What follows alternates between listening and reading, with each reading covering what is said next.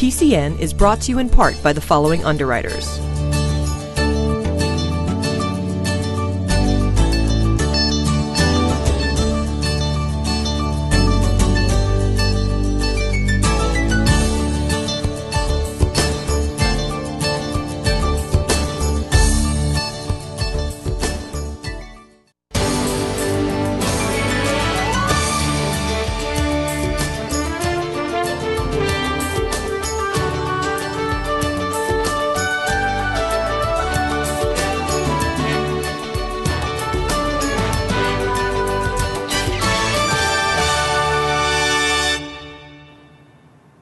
Thanks for joining us for another edition of PACTV Community News. Tonight, we bring you information on how to publish a book and learn how young people can understand financial credit. You'll visit an historic schoolhouse in Pembroke and a unique gym in Plymouth. Our health and wellness segment brings us to Plymouth Fitness to learn the benefits of Pilates. We meet the new executive director of the Plymouth Area Chamber of Commerce, and Town Talk is from Plymouth. It's all coming up on this week's PACTV Community News. And we begin tonight at a historic cleanup in Duxbury. The Duxbury Rural and Historical Society hosted a historic house cleanup this month. The group organized volunteers to give a spring cleanup to area houses such as the King Caesar House, the Nathaniel Windsor Jr. House, and the Bradford House. Residents and the organization take great pride in their history, and PCN was there to see it in action. The Duxbury Rural and Historical Society owns 4 historic properties, 3 of which were involved in cleanup day today. We have the Nathaniel Windsor Jr. House, which is where we're having lunch today. That is our headquarters, and it's also a historic house that's used for events and rentals. We also have a historic house out on 3A. It's the Bradford House, which is a historic house museum in the summer. And the one that we're better known for is the historic house, which is named King Caesar House. It's out on Powder Point. It's a beautiful federal-style house that was built in 1809 by Ezra Weston II. He was a shipbuilding magnate as well as a merchant, and it really is a testament to the heyday of shipbuilding here in Duxbury. So when he originally built his house in 1809, he looked out over his wharf and counting houses and the rest of his business. It was very much an industrial landscape. The remnants of the wharf are now a park, which is really quite beautiful to take a walk through. It's known as Bumpus Park. It is the remnants of King Caesar's Wharf. For many, many years, they did annual cleanups. They had sort of dwindled in recent years, but we had some renewed interest among our volunteers this particular year, and trying to capture some of that excitement and involvement this year, we reinstituted the cleanup day. But we're looking at our finances, and one of the issues we have is we spend a lot of money. We have 30 properties in total, 33 I think, but we have 3 large properties with houses from the 1800s on those properties, and a lot of beautiful trees and plantings and all those things, but it's a lot of money to maintain it. So what we did is we put out a message, an email message to our members, and we had about 25 volunteers split up amongst the 3 houses and went at it with chainsaws and pole saws and rakes and everything, and just cleaned up beds, pruned some trees, pruned a lot of lilac beds, and generally cleaned the place up so that the ongoing maintenance, like mowing the lawn, will make it look that much better when it's done. But it's a good effort. It shows what volunteers can do, because it is valuable property, and some of the trees are actually very valuable, we're finding out, because a lot of them are 150 years old. So it's a great work effort. Everybody pitches in and works for a couple hours, and now we're having sandwiches on the porch on a beautiful day. What could be better? Riverhaven Books hosted a workshop last weekend at the Beale House in Kingston for both new and published authors. Experienced writers shared their views about the pros and cons of the various ways writers can put their stories into the hands of readers. PCN stopped in to find out more.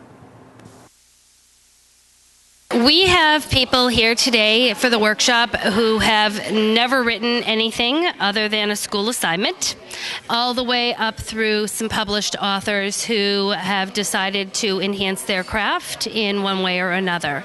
So our panel includes 4 published authors, which is great, and they've done everything from self-published to Random House, and then our attendees are at all various stages of the writing process.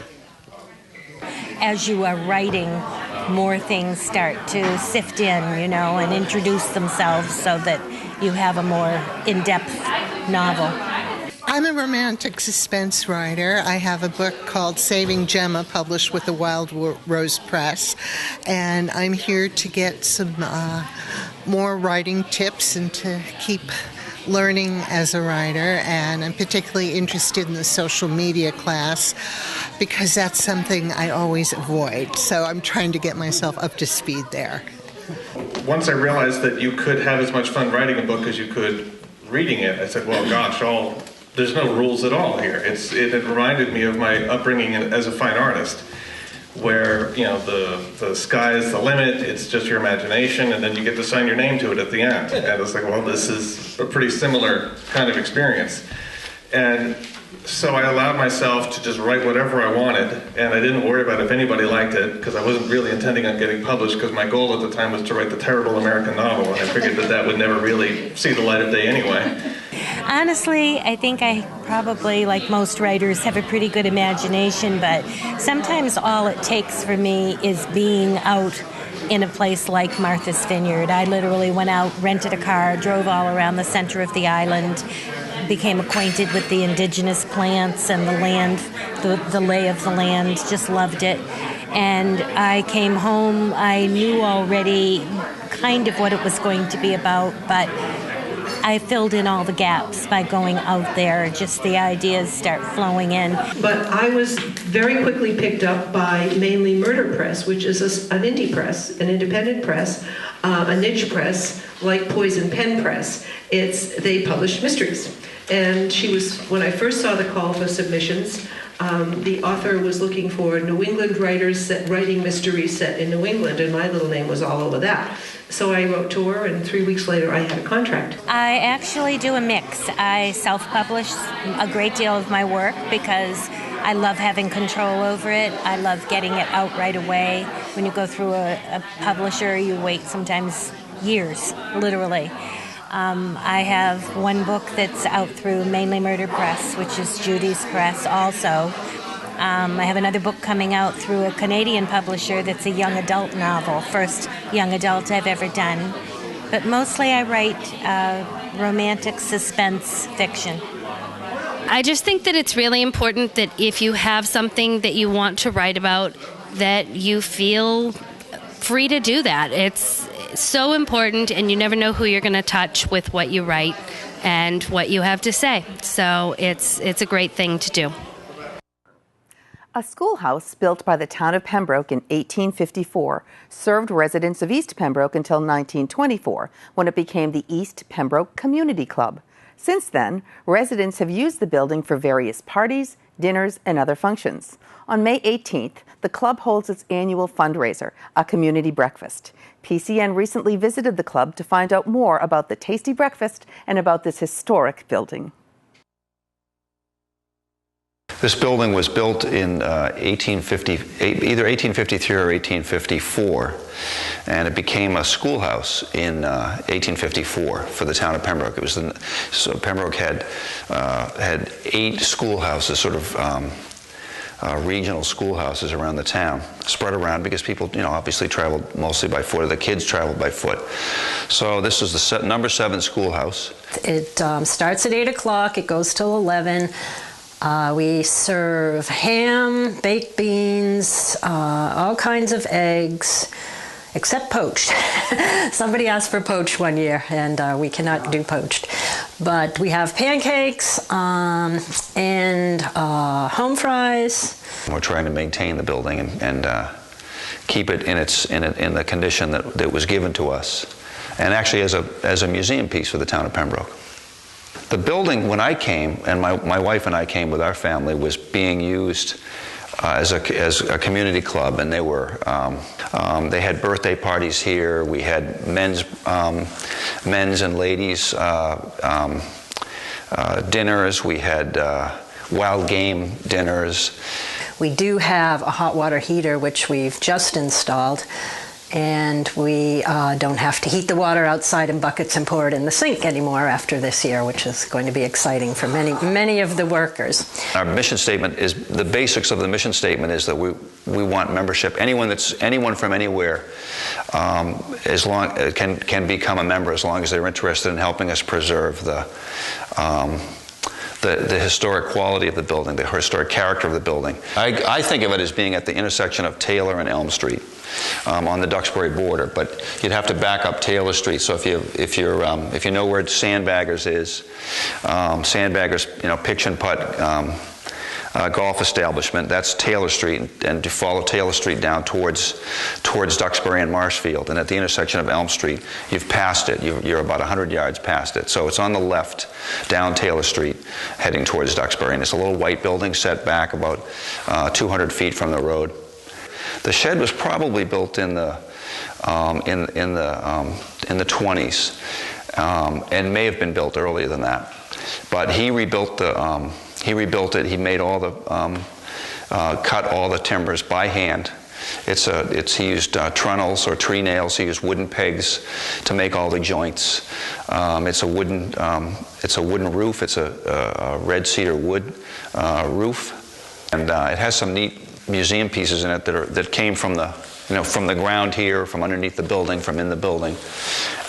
We're quite proud of that. We're hoping to attract new members and get people in here to use the building as a community center again, the way it was in the 40s and 50s. We just would hope that if you have never been to the May breakfast, that you might try it out and see how you like it. It would also give you an opportunity to see whether you would be interested in becoming a member of the East Pembroke Community Club. Plymouth South High School embarked in the state's financial literacy movement with an interactive credit fair called Credit for Life. Students, along with business leaders from the community, learned in a hands-on environment what actually it takes to support themselves in life-like situations, as well as in an ever-changing economy. Good morning and welcome to Plymouth South High School's first annual Credit for Life Fair. The Credit for Life Fair is a financial literacy fair for students to help them realize all the financial realities that await them when they get out of high school. We were invited last year to attend Quincy High School's 5th annual Credit for Life Fair, and was very impressed with that, and we wanted to bring it to Plymouth South High School.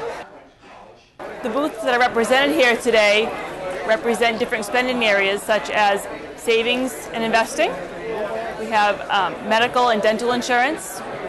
We have transportation booth, housing. We have student loans, very important for students to realize how much those are going to cost them. We have nutrition and reality check booth, which is those situations that arise, the unexpected things like you get a flat tire or you lose your job, things like that. Each student had to select a career that they foresee themselves in their future. Along with that career, they got today their bottom line monthly net income that is going to determine how much money they have to spend. So their goal today is to spend at all these different booths while maintaining within their budget. How do you get promotions in careers? Promotions in careers, from my experience, come from hard work. I'm in the military as my career, and what I'm doing is I'm just by myself, I'm single, and I'm just going to go booth to booth, try to keep my debts down, so then that way I can put a lot towards saving and retirement. The HMO is a lower cost plan. It's a managed care plan. You need to have a primary care physician. You need to get referrals when you see I got a pretty good credit score, so I don't have to go to the credit counseling, but I don't know, I'm just kind of in the mood to learn. Like, I don't really know what to expect to get from all these vendors, so I'm kind of looking forward to that. My name is Shannon Anzoni. I'm in Miss Kirstead's accounting class, and that's how I've gotten picked for this today. My career is actually an accountant, and so far I've gone to some of the tables, such as the education table, the housing table, and I've bought an apartment, and I've met with the health insurance people. Afford to join a gym, and you sign up for a gym. Was there a change on that? 91.25. You want to put that down. All right. Because those ads, you'll be amazed at how fast the 25 cents to 30 cents. I'm really impressed with how this has gone today, and all the business people have been really helpful with teaching things that we need to know, and I'm having a good time so far. Some kids are shocked at how much it costs to live, and they ask, does furniture come with this place? And the answer is no. They have to bring their own furniture. Some kids have come in with as many as 5 roommates, which isn't really too realistic when you get down to living in a house with 5 people. Most have come in and shared 1 or 2 or 3. I think they're getting an eye-opening experience today. I think I've had some students say, oh my gosh, I didn't realize that, all these expenses I'm going to have to be able to afford. The Plymouth Area Chamber of Commerce recently hired a new executive director. We caught up with Mark Carey to hear more about his interesting background and his future plans for the chamber. Hi, I'm Mark Carey, the new executive director of the Plymouth Area Chamber of Commerce. I'm thrilled to be here. I love Plymouth. I've had some relations with Plymouth in the past. I'm from Quincy. My background is I spent 15 years in the Boston radio world, and I've had 3 of my own businesses myself, so I understand what the small business guy goes through in today's world. And I spent a lot of time actually also in Quincy, where I ran the tourism office. So I used to look at Plymouth as our big brother, or what we should do in Quincy. What they're doing in Plymouth, we should do in Quincy. So I spent a lot of time doing that. And then after that, I used to work with another nonprofit group in the city at the time, run by a Plymouth resident, Dean Rizzo, and we both merged our organizations to create the first Quincy Chamber of Commerce. So we created it from the ground up to a very successful chamber now that has 600 plus members. Dean is still the president of that chamber and doing a great job. But I saw this opportunity come, and when Dennis Hanks left, who did a great job before running the Plymouth Area Chamber, I was thrilled that it was open and I had the opportunity to apply for it. So I'm really happy to be here. This chamber is a locomotive that is moving fast, and it was great to jump in. Usually I've done things, had to build them from the ground up, but coming into a staff that's already so vibrant and young and energetic, it was really a great time to come into this chamber. So we are 750 members strong. We have a lot of great programs coming out in the summer. We work with so many partners. Right now, there's a great program that Megan Doherty, one of our staff people, are running. She's a membership director. She is doing a great job at running this thing called Downtown First, where we're putting the focus on going to the downtown Court Street area. What a great area that is, and getting some foot traffic there the first Saturday of every month, right through the summer till September. So we had our first kickoff just a week ago. And next month we'll be kicking off our first Saturday. Our Waterfront Festival is already up and running and getting ready to go for August. We're always looking for new members, and that's one of my key goals, coming onto the chamber. I've been here for just a month, and I have a lot of great fun ideas. Some of the ideas that we did in Quincy that I'm not sure if we'll do here, but I'd like to, is we ran a film office. We created a very successful film bureau, and I met with the film commissioner already, the Massachusetts State Film Commissioner, to bring films to shoot here in the town. So that might be an option. Also creating some business districts. We did very successful at doing that. We created a restaurant league that was very successful. We were able to, we're already doing the chamber is already running Restaurant Week in November this year, but at the same time, getting a league of restaurants, understanding what their needs are, their specific needs are, just like the neighborhoods. Every neighborhood in Plymouth is different. North Plymouth, as opposed to Menomet, to downtown Plymouth, to the waterfront, to the villages. They all have different needs, and that's what we want to try and address as much as we possibly can. So to streamline that, these are just some of the ideas, and I'm really looking forward to it. Again, I've only been here for a short time, but I love Plymouth, and I love the staff here. And I just want to thank you all for being so warm and welcoming to me coming into this town. So again, I appreciate it, and thank you very much. There's a new workout place in Plymouth that's a fitness and social club in one. The young woman owners started Shockyard from their roller derby backgrounds and strive to help people achieve a new level in fitness. Both owners bring a unique and creative energy to their new business, and PCN stopped in by a recent workout to see it in action. The name, the Shockyard, is actually based on our roller derby names. I'm Shock and Roll, and she's Bombshell Shock. And our friends would always call us the Shocks So we wanted to have Shock something as our business name to play back to that and really give props to our derby roots. Casey and I moved to Indiana about 7 years ago, deciding that we wanted to be biology professors. So we were doing our biology PhDs. And halfway through that, we're like, this isn't our passion. And we got involved in roller derby. And it's this wonderful, really empowering sport that gets people very involved in the community and just being active and having a lot of fun. And so we're like, well, maybe we'll just take our lives on a whole new course and open up a business. We loved the area, we love Massachusetts, but we wanted to be somewhere that was more of a small town, somewhere that had a lot of local businesses and really a lot of community things going on, a lot of events. And so we came and visited Plymouth, and we loved it, loved the people and the community, and decided that this is where we should make our home. You hop up, bam, super fast, running. As soon as you're high enough that your knee can come forward, shuffling to the first cone, back up. Let's take this passion we have for roller derby and fitness and fun and turn it into a more broadly accessible, to a more open, like a broader range of people, basically. So tonight we're doing a roller girl boot camp.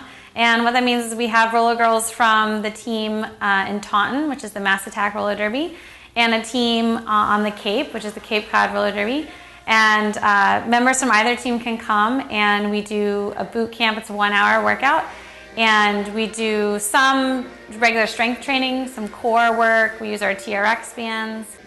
We like to use TRX straps in our workouts because they're a great way to make your routine a little more, I like to say, three-dimensional, because you can just, put your feet or your hands into the straps, and then that gets you off the ground in different angles and things like that. Tonight's program that I wrote features 2 core focus segments, so doing things like planks, but we're going to do them fun derby style, where you're paired up with your buddy and you're actually high-fiving each other. So you're face-to-face and you're holding your plank and you're high-fiving.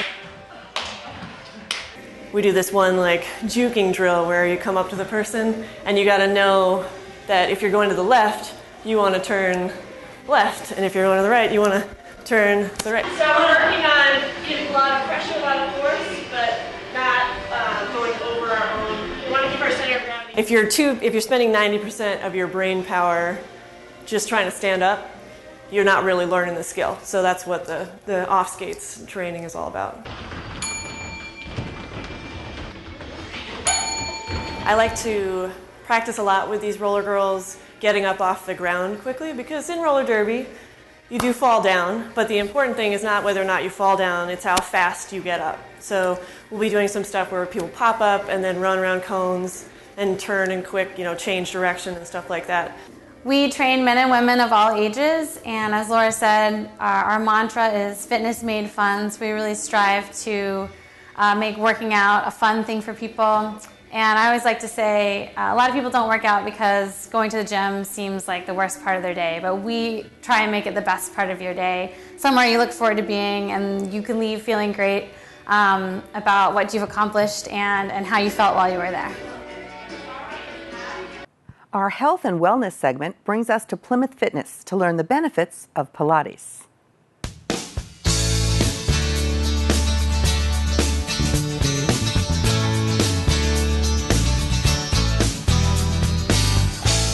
Hi, my name is Allison, Medico, Pilates teacher here at Plymouth Fitness, bringing you PCN's Health and Wellness segment.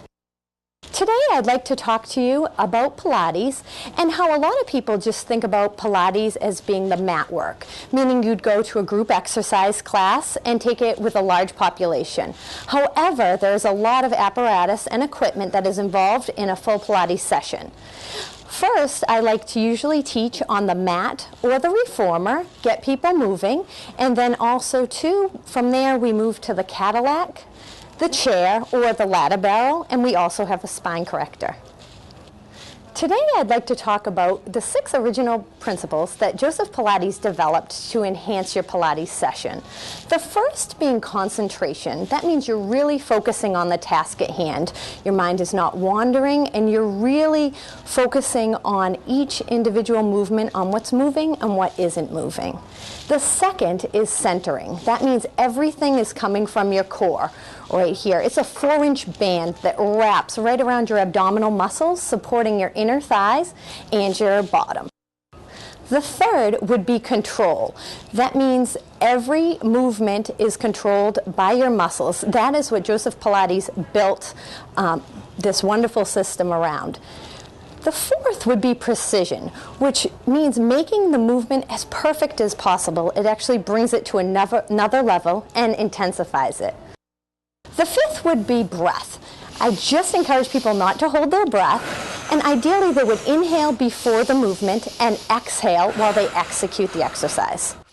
And the final principle I'll talk about today is fluidity or flow, and that just means that each exercise flows into the next exercise.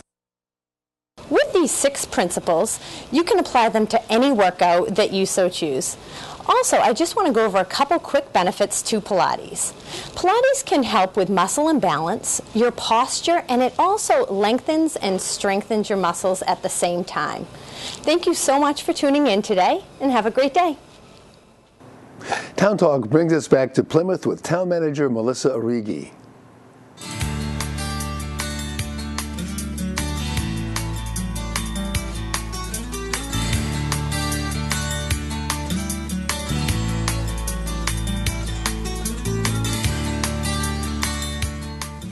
Hi, I'm Melissa Arrighi, the Plymouth Town Manager. I'd like to talk to you about 2 things today. The first is all the special events that we have going on in Plymouth. I actually went out on the website the other day and was looking at the calendar. If you go to our main website, the Town Hall website, you can click on additional links. Shows you the calendars for our special events, everything happening at the senior center and everything happening in recreation and everything happening at the schools. And it's surprising to see how many activities you can become involved in just around our community on nights and the weekends. But the second subject matter is of a serious nature, and it's both disheartening and disappointing, and that is the amount of graffiti that we're seeing in this beautiful town. This is a plea to reach out to residents and visitors here that if you see anybody with spray paint or that is tagging into these public areas, the rocks on the beach, the jetty in the parking lot behind East Bay, we're just finding it everywhere. And of course, we're struggling to keep up with it. We have graffiti kits to clean it up. Some of the areas have to be sandblasted, but it's happening faster than we can handle it. So we need your help in identifying these people. Never confront anybody, but anything you can do to identify the person or the vehicle they come in, pictures, send those to our police department or here to the 3rd floor at Town Hall. We'd really appreciate it. You are doing some wonderful projects here in this community in terms of beautification and infrastructure. And this is just something that deters us. It takes away from what an amazing place this is to live and visit. So any help you can give us to stop all the senseless destruction of property would be helpful, so thank you. Thanks for watching this week's edition of PACTV Community News. Replay times are listed on our website, pactv.org. Click the PCN tab to watch individual stories or an entire program. And see us on YouTube by searching for the PACTV Community News channel. And like us on Facebook and follow us on Twitter to receive previews each week with links to all our stories. We love to hear feedback on our stories or ideas for new ones, so send your emails to kim@pactv.org. And we'll see you next week on PACTV Community News.